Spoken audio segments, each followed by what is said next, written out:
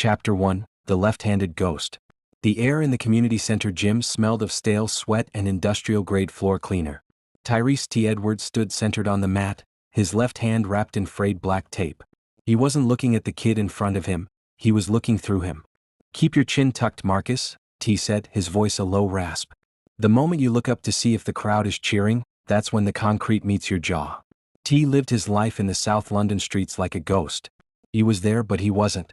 After his brother, Andre, was caught in the crossfire of a botched deal 3 years ago, T had tried to scrub the grease of the game off his hands. He worked legitimate shifts, taught the youth how to defend themselves without a blade and kept his head down. But the streets have a long memory.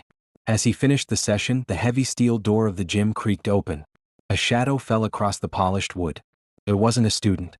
It was a face from a life T had tried to bury, Zoe, a mid-level enforcer for the local set. "Boss wants a word, T," Zoe said, spitting a toothpick onto the floor. "The north side is moving in. They're asking about the left-handed ghost who took out their runner back in 22. They haven't forgotten." T didn't flinch. He slowly unwrapped his hand, the fabric tearing with a rhythmic scritch. "Tell him I'm retired, Zoe. Tell him I died when Andre did." "You know it don't work like that," Zoe laughed, a cold, dry sound. "In this city you're either at the table or on the menu. And right now, you're looking real tasty to the wolves." Chapter 2, Shadows of the Estate.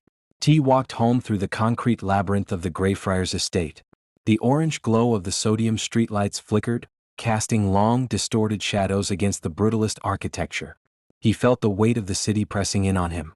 Every siren in the distance sounded like a funeral dirge. Every screech of tires felt like a countdown. He reached his flat, a small, sterile space that lacked the warmth of a home. He kept it that way on purpose. To have things was to have something to lose. He sat at the kitchen table, staring at a framed photo of Andre. His phone buzzed. An unknown number. "You think you can just walk away? You owe a blood debt, bitch. We're coming for what's ours." T felt a familiar coldness wash over him. It wasn't fear, it was the old T waking up. The one who didn't care about legitimate paths. He went to the floorboards under his bed and pried one loose. Tucked inside was a heavy, weighted baton and a pair of customized brass knuckles designed for a southpaw. He didn't want to be a monster. He wanted to be the man his mother thought he was. But the North Side leader, a psychopath known as Viper, didn't care about redemption. Viper wanted a trophy. Chapter 3, The First Spark. The following evening, the peace was shattered. T was closing up the gym when the sound of shattering glass echoed from the street. He rushed out to find Marcus's bike twisted in the middle of the road, and a black SUV speeding away, leaving a trail of smoke. Marcus was on the curb, clutching a bloodied arm. They said to tell the ghost that this is just the warm-up," the boy wheezed. T's vision tunneled. The game had finally breached the walls he'd built to keep the innocents safe. He realized then that his peaceful life was a lie. By trying to be nothing, he had left his people vulnerable. "Go inside, Marcus. Call your mom," T said, his voice dropping an octave into a dangerous, flat tone. He pulled his hoodie up, the fabric masking his face. He wasn't Tyrese the mentor anymore. He was the left-handed ghost. He reached into his pocket and dialed a number he hadn't called in years. It was time to find out who was still loyal and who was just waiting for him to fall. "Yo, Silas," T said when the line picked up. "The board is set. I need to know where Viper is keeping his stash. If they want a game, I'm going to play it until there's nobody left to move the pieces." Building on the tension, T begins to reassemble his old life, realizing that the only way to protect his future is to burn his past to the ground. Chapter 4, The Rat's Nest. Silas lived in a basement flat that smelled of burnt electronics and cheap tobacco. The walls were lined with monitors flickering with grainy CCTV feeds from across the estate. When T walked in, Silas didn't look up. He just tapped a key, freezing an image of the black SUV that had struck Marcus. "Viper's playing it bold, T," Silas muttered, his eyes bloodshot. "He's moved into the old shipyard on the East Canal. He's got runners moving weight through the gym's back alley. He's mocking you, man. He's turning your sanctuary into his storefront." T felt the heat rise in his chest. "How many men?" "Too many for a fair fight," Silas replied, finally turning around. "But you never played fair.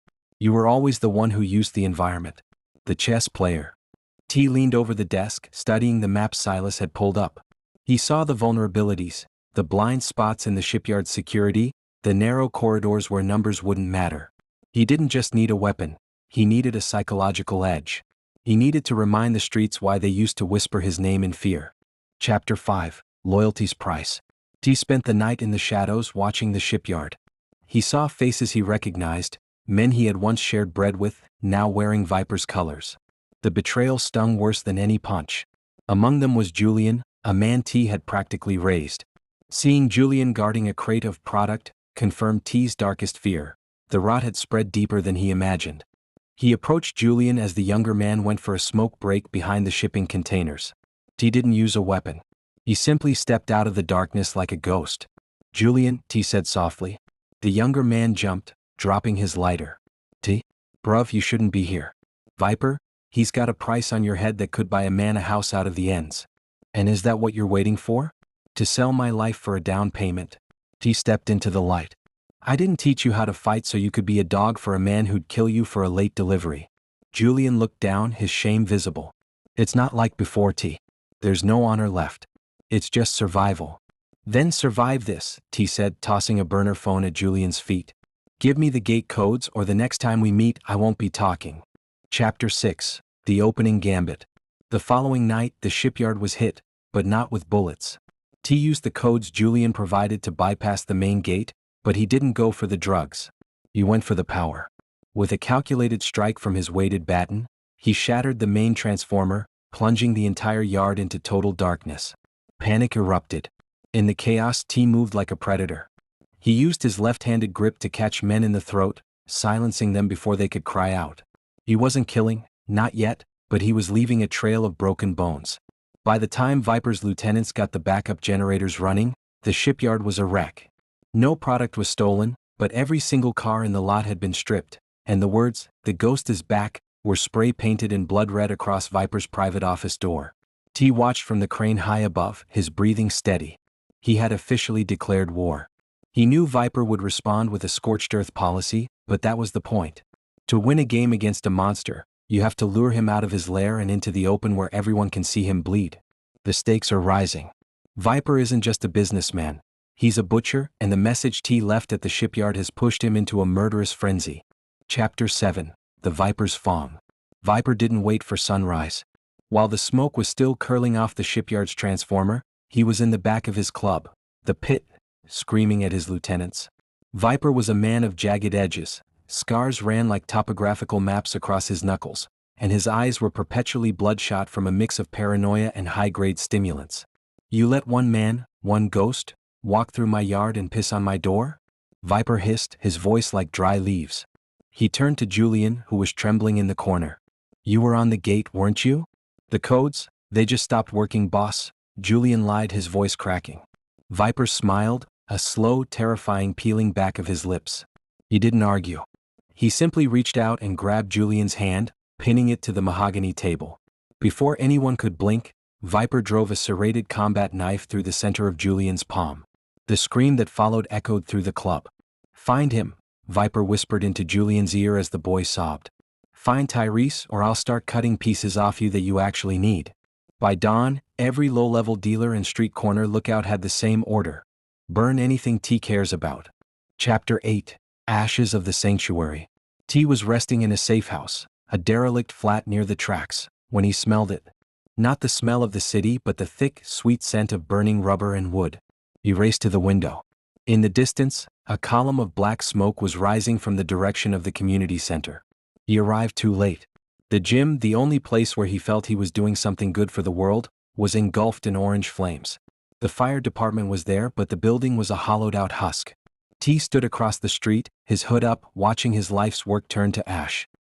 He saw Marcus sitting on a nearby curb, his face streaked with soot, crying as he watched his boxing gloves melt in the heat. The message was clear: if I can't have the streets, you can't have a home. But as T turned to leave, he spotted something that made his blood run cold. Standing by a black sedan 2 blocks away was Silas. Silas wasn't looking at the fire, he was looking at his watch, then nodding to a man in the passenger seat of the car, one of Viper's primary shooters.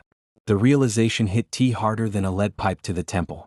The information Silas had given him wasn't to help him win. It was to bait him into a war that would consolidate Viper's power. Silas wasn't the strategist, he was the broker. Chapter 9, The Ghost in the Rain. The rain began to fall, a cold London drizzle that turned the soot on the pavement into a gray sludge. T followed Silas at a distance, moving through the alleyways like a shadow. He didn't feel anger anymore. He felt a terrifying, hollowed-out clarity. He tracked Silas to a high-end apartment building, the kind of place a humble tech guy shouldn't be able to afford. T bypassed the lobby and scaled the fire escape, his left hand gripping the wet metal with white-knuckled intensity. He slipped through the balcony door just as Silas was pouring himself a glass of expensive scotch. "Nice view, Silas," T said, stepping out of the shadows. "Does the blood on the street look different from up here?" Silas froze, the glass slipping from his hand and shattering on the hardwood. "I can explain. Viper, he threatened my sister. I had no choice." "There's always a choice," T said, his voice a graveyard whisper. He stepped closer, the light from the city reflecting in his dark eyes. "You told me I was the chess player. But you forgot one thing about the game, Silas. When the king moves, the pawns are the first to be sacrificed." T didn't strike him. Not yet. He walked over to the monitors and saw the live feeds. Silas had been tracking T's every move via his phone's GPS. T took the phone out of his pocket, laid it on the table and looked at Silas. "Viper's coming here, isn't he? To pay you for the ghost's head." Silas nodded weakly. "Good," T said, tightening his gloves. "Let's give him a show." T is no longer running. He has accepted that the only way to end the cycle is to be the eye of the storm. Chapter 10: The Kill Zone.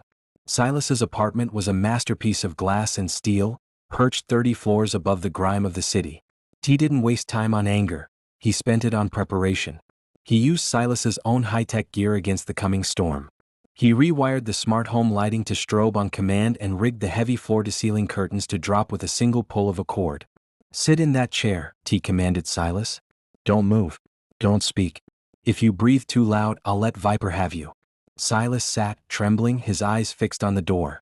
T retreated into the shadows of the kitchen, his left hand gripping a heavy glass bottle and his right hand steadying his weighted baton. The elevator dinked. It was a soft, polite sound that heralded a violent arrival. 3 men stepped out. They weren't street thugs. They were professionals, dressed in dark tactical gear, suppressed submachine guns held at the low ready.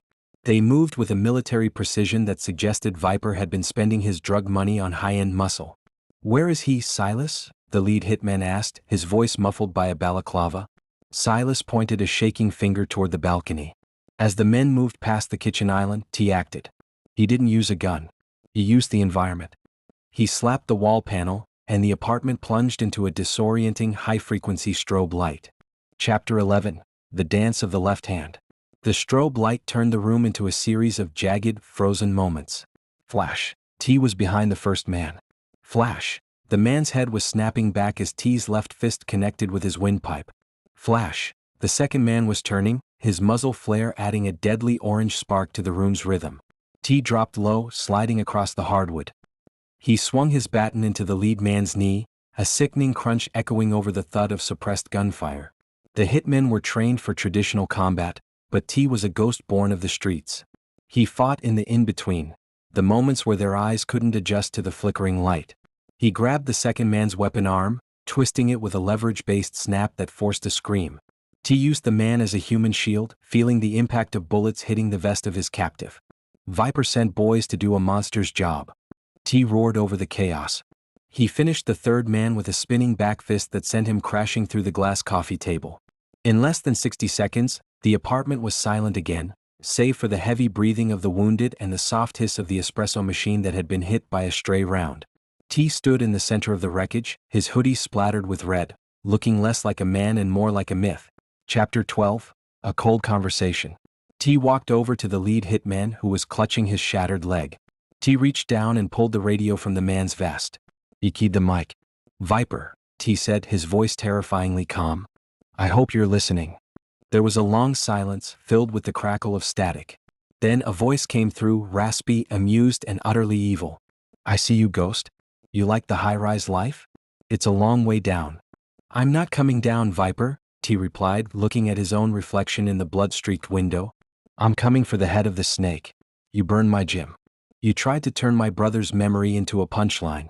Tonight the game ends. I'm at the old mill at midnight. Just you and me. No runners. No hitmen. Just the street." "Midnight," Viper whispered. "I'll bring the shovel." T crushed the radio under his boot. He turned to Silas, who was sobbing in the chair. T didn't kill him. He didn't even yell. He just took Silas's laptop and the hard drive containing all of Viper's offshore accounts, the leverage Silas had been using to play both sides. Leave the city, Silas, T said, walking toward the door. If I see your face after tonight, I won't need a strobe light to find you. The air shifted as the clock began its final countdown. T knew that a one-on-one in this world was a fairy tale, and Viper was the last person to play by the rules. Chapter 13, The Weight of Steel. T retreated to a quiet space, the basement of a condemned church 3 blocks from the old mill. He sat on a wooden crate, the silence of the stone walls acting as a buffer against the city's roar. He spent the hour cleaning the grit from his brass knuckles and rewrapping his left hand. This time he didn't use tape, he used thin, high-tensile wire under the fabric. It was a trick he'd learned in the underground pits. It made the fist as hard as a hammer and nearly impossible to break. His mind drifted to Andre. He remembered his brother's laugh, the way he'd talk about opening a real gym one day, away from the concrete and the vultures. I tried, Dre, T whispered to the empty room. I tried to be the man you wanted. But some fires don't go out until everything is ash. He checked his gear one last time. He wasn't just bringing his fist to the mill. He had a small canister of industrial-grade grease and a flare, tools for a man who knew that when the light fails, the one who controls the shadows wins. Chapter 14, The Final Judas. A floorboard creaked above him. T didn't reach for a weapon, he knew the footstep. It was light, hesitant, and familiar. Julian, T said without turning around. The young man stepped into the basement light, his hand heavily bandaged from Viper's knife. He looked hollowed out, a shell of the kid who used to dream of being a pro boxer. He's not coming alone, T. I had to tell you. He's got snipers on the silos. He doesn't want a fight, he wants an execution. T stood up, his tall frame casting a long shadow across the altar. I know. Why are you here, Julian? To finish what the knife started.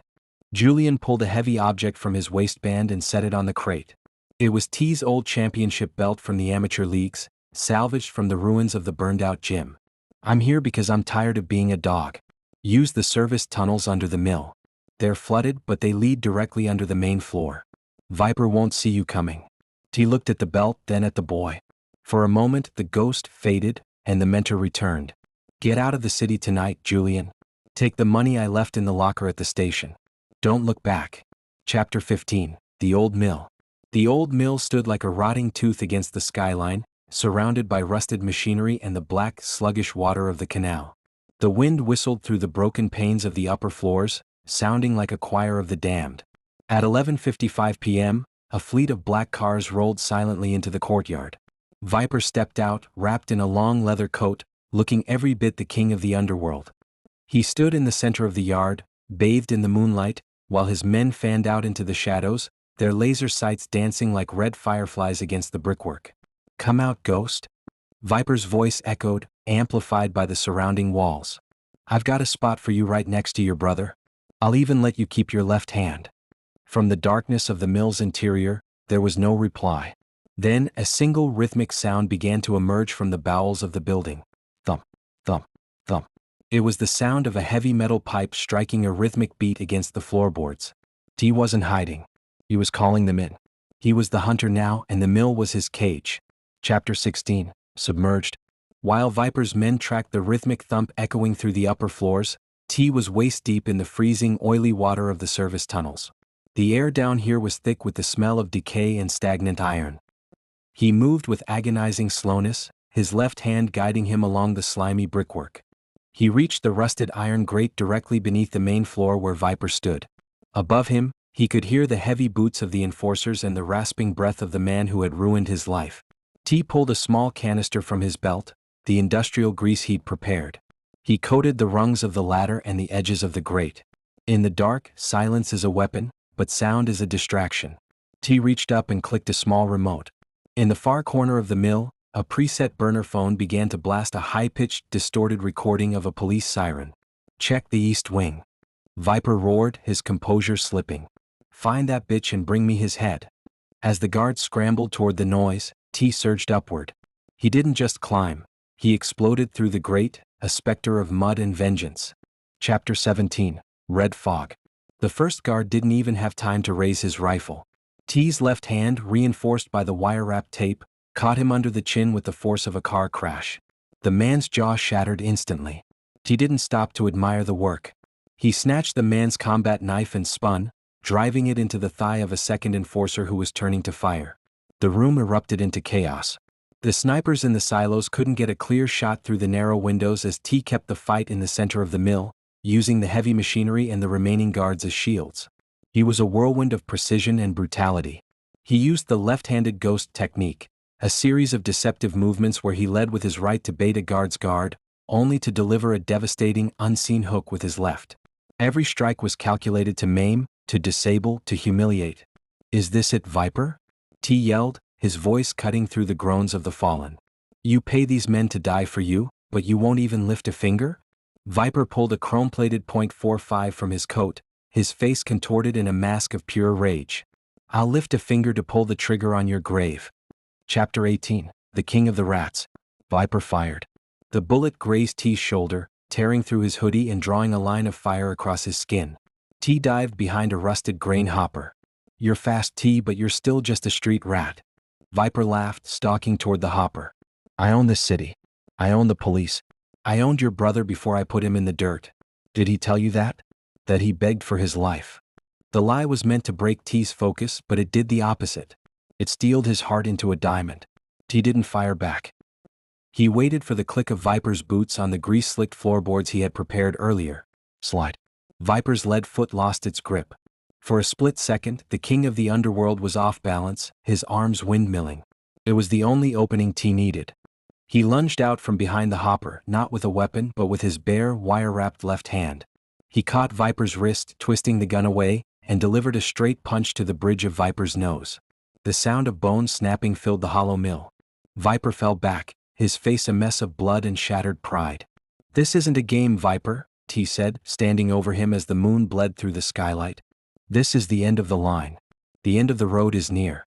T stands over the broken king, but the shadows of the old mill have one last secret to vomit out before the night is done.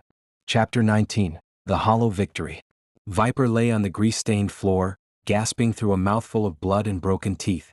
His chrome-plated .45 lay just out of reach, reflecting the cold moonlight. T stood over him, his chest heaving, his left hand throbbing with a dull rhythmic ache. "Do it," Viper spat, a crimson bubble popping on his lips. "Finish it, Ghost. Prove you're just like me. Prove the only difference between us is the side of the street we claim." T looked down at his knuckles. The wire wrap was soaked in Viper's blood. For a second he felt the pull of the abyss, the urge to close his fist and erase the man who had erased his brother. But as he looked into Viper's eyes, he didn't see a monster. He saw a pathetic, dying animal. "No," T whispered. "Killing you is easy. Letting you live in the world I'm about to build for you? That's the real sentence." T reached into his pocket and pulled out the hard drive he'd taken from Silas. "Everything's on here, Viper. Every bribe, every body, every cent. I sent a copy to the Internal Affairs Division 10 minutes ago. You won't be a king in prison. You'll just be another rat." Chapter 20, The Red Dot. A tiny, searing red dot appeared on T's chest. He didn't freeze. He didn't have time. The sniper in the silo had finally found his angle. T dived toward the heavy iron gears of the mill's old machinery just as a high-caliber round shattered the floorboards where he'd been standing. "Kill him," Viper screamed, crawling toward his gun. "Kill them all." But the second shot didn't hit T. It hit the gun in Viper's hand, sending the chrome pistol spinning into the dark water of the canal below. A second sniper's dot appeared, but it wasn't on T. It was dancing across the foreheads of Viper's remaining men who were trying to stand up. "What is this?" Viper shrieked, looking around at the shadows. A voice rang out from the gantry above, amplified by the mill's natural acoustics. It wasn't the voice of a thug or a gangster. It was a voice T hadn't heard in years, a voice that sounded like a ghost from a different life. "The game is over, Viper. Your board has been flipped." Chapter 21, The Ghost of the Brother. A figure stepped into the moonlight on the upper catwalk. He was tall, scarred, and wore the tactical gear of a high-end private security firm. As he lowered his rifle and pulled back his hood, T felt the world tilt on its axis. "Andre?" T gasped, his voice breaking for the first time in years. It was his brother. The man whose death had fueled T's rage, the man whose memory he had been fighting to honor. Andre wasn't dead. He looked older, harder, his face marked by a jagged scar that ran from temple to jaw, but the eyes were unmistakable. I had to go dark, T, Andre said, his voice steady as he descended the stairs. When that deal went south, I didn't die. I was recruited. The people I work for, they needed someone who knew the streets but didn't exist on paper. I've been watching you. I've been waiting for you to be ready. T felt a surge of fury that eclipsed even his hatred for Viper. Ready? I lived in hell for 3 years, Andre. I watched Mom waste away from grief. I burned my life to the ground for a ghost. And look what you became, Andre said, stopping 5 feet away. You became the only man capable of taking Viper down without becoming him. You passed the test, little brother. The revelation of Andre's survival didn't bring peace. It brought a cold, sharp clarity. The game wasn't just about street corners and drug weight. It was a global machine that used men like T and his brother as disposable cogs. Chapter 22, The Bitter Reunion. T stared at his brother, his breath hitching in the cold air. The relief he expected was absent, replaced by a stinging sense of betrayal. Andre stepped into the light, his tactical gear rustling. He looked like a soldier, not the neighborhood legend T remembered. The test? T asked, his voice shaking with suppressed rage. You let me mourn you. You let Marcus and the kids in this neighborhood think there was no hope. For a test. It wasn't just about you, T, Andre replied, his eyes scanning the perimeter like a predator. Viper was a symptom of a larger rot. My employers, they needed his network dismantled from the inside. You were the only one with the heart to do it and the skill to survive it. If I had reached out, you wouldn't have fought with that same desperation. You wouldn't have become the ghost. T looked at his left hand, the wire wrap stained with the blood of men he'd broken. He realized that Andre had been the puppet master, pulling the strings from the shadows while T bled on the concrete. I didn't want to be the ghost, Dre. I wanted my brother back. Chapter 23, The Fate of the Snake. Viper groaned on the floor, his eyes darting between the two brothers. He saw his empire crumbling, not to the police but to a family of ghosts. You're both dead, Viper wheezed.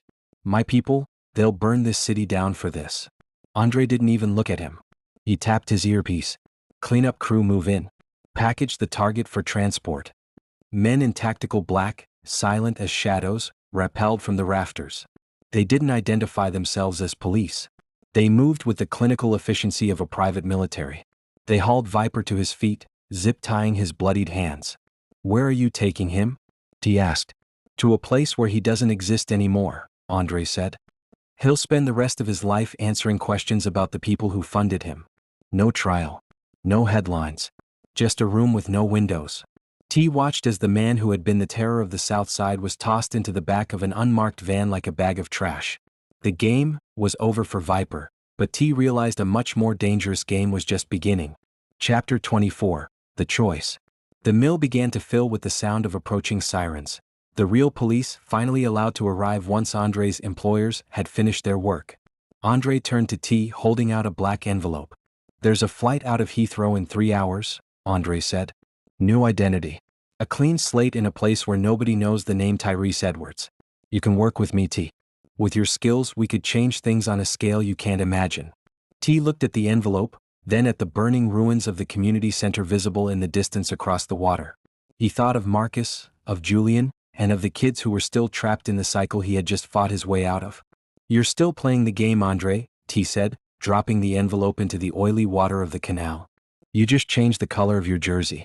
I'm done being a piece on someone else's board. Andre's face hardened. You stay here, you're a target. The vacuum Viper left will be filled by someone worse. You can't save this city, T. Maybe not, T said, turning his back on his brother. But I can stop running. Chapter 25, The New Foundation. 6 months later. The South Side was different but the same.